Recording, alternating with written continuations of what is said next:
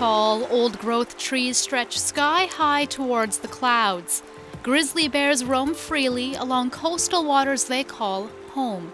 Otters and seals pop up to say a quick hello, and a flock of eagles soar past, leaving mountains laced with fog in their wake. Aside from the tropics, the Great Bear Rainforest is considered one of the world's largest, stretching from the central coast of BC all the way up to Alaska, over 6.5 million hectares in size. That's larger than Switzerland, and it's right in our own backyard.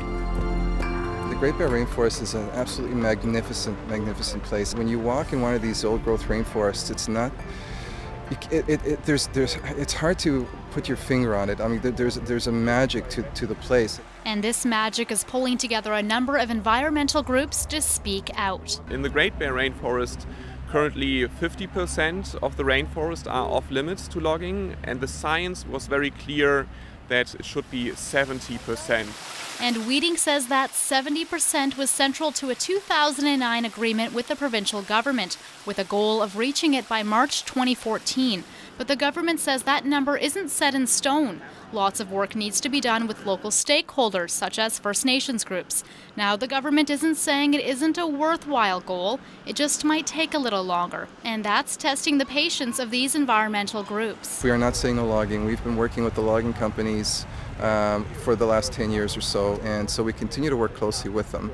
It's just a matter now that there have been quite a number of delays, and we want them to demonstrate leadership and help us get to 70%. To make their point, a 5-meter-long petition bearing 10,000 names was rolled out on the front steps of the legislature, calling on the government to act now. The timing is no coincidence. With the provincial election around the corner, these environmentalists want action before next May's election. We have received support from the government, but we need leadership from them. And hopefully the 10,000 names will convince them that, move forward and get us where we need to go to within a year. In response to the petition, the province says it's willing to discuss accelerating the process, but not at the expense of getting it right. It's absolutely critical that we increase conservation now, because with global warming, we will see ecosystems shift, we will see some species disappear, unfortunately.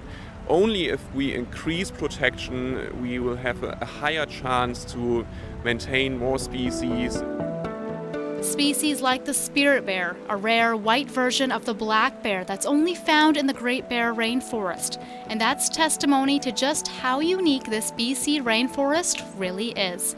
Reporting in Victoria, I'm Muranetz.